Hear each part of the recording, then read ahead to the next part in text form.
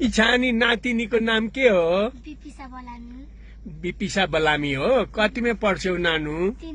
3मा। बाबु तिम्रो नाम के हो? सुशान्त प्रधान। ए बलामी कतिमा पढ्छौ? 2मा। अनि छानो नानी? हजुर। ए हजुर। मनी बलामी 3मा पढ्नुहुन्छ। अनि बाबु?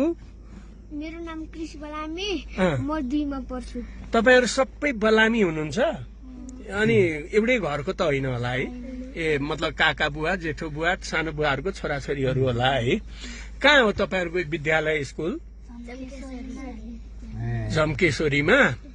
अनि हिँडेर जाँदा कति समय लाग्छ घरबाट जाँदा? आधा घण्टा, 1 घण्टा? 1 घण्टा लाग्छ है। अनि तपाईलाई हो यसरी आज त मेरो गाडी खाली थियो, म भगवानको मतलब चाहना पनि हो नानीहरूलाई भेट्ने। अनि यो आए उठाए होइन, कहिले कहिले गाडीले उठाएन भने हिँडेरै जानुपर्छ। प्राय कहिले कहिले मात्रै उठाउँछ गाडीहरूले कि धेरै जसो उठाउँछ कि के हुन्छ? बाँकी सबै हिँडेर जानुहुन्छ?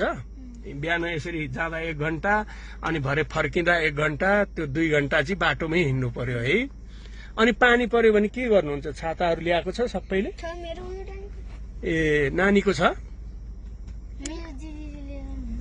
ए तपाईको दिदीले लिएर जानुहुन्छ? दिदी पनि त्यही स्कुलमा पढ्ने? ए ल। तपाईहरुको विद्यालयले बस राखिदिया छैन तपाईहरुलाई लाने? ए फेरि निकाल्यो? पहिला एकचोटि राखेको थियो, अहिले निकालिदियो। ल हेर्नुहोस्, यो सबैभन्दा दुःखको कुरा चाहिँ यो हो। अघि पनि मैले विद्यार्थीहरू 3 घण्टा हिँड्नु पर्दो रहेछ, नौखण्डीमा हाई स्कुल रहेछ, त्यो विद्यार्थीहरू लिएर आए।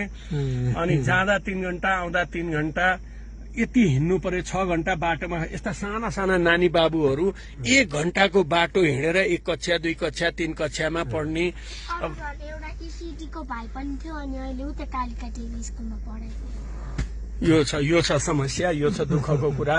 हाम्रो देशमा अत्याचार, भ्रष्टाचार, बलात्कार, अन्याय अत्याचार गर्ने बिचौलियाहरू यस्तो यस्तोहरू मालामाल धनाढ्य छन् भने यो गाउँ-गाउँको यस्तो विकट गाउँ घरका विद्यालयहरूमा पढ्ने विद्यार्थीहरूलाई बर्खाको समय छ, यहाँ मौसम एकै छिनछिनमा परिवर्तन हुन्छ। यी साना साना नानीहरू 1 घण्टाको बाटो हिँडेर जान्छन्, हिँडेर आउँछन्। यो हिलामे बाटोमा गाडीहरूले हिलो छ्यापिदिन्छ, हरेक हुन्छ। अनि त्यो सबैलाई पैसाले साथ दिँदैन। गाउँघरमा प्रत्येक विद्यार्थीलाई छाता, प्रत्येकलाई त्यो खाजा, प्रत्येकलाई हरेक व्यवस्था गर्न घरको अवस्थाहरूले दिन्न। अनि यो बसको व्यवस्था चाहिँ भइदियो हुन्थ्यो भन्ने मेरो हो। अब यो थाहा नगरपालिका हो, यो नगरपालिकाका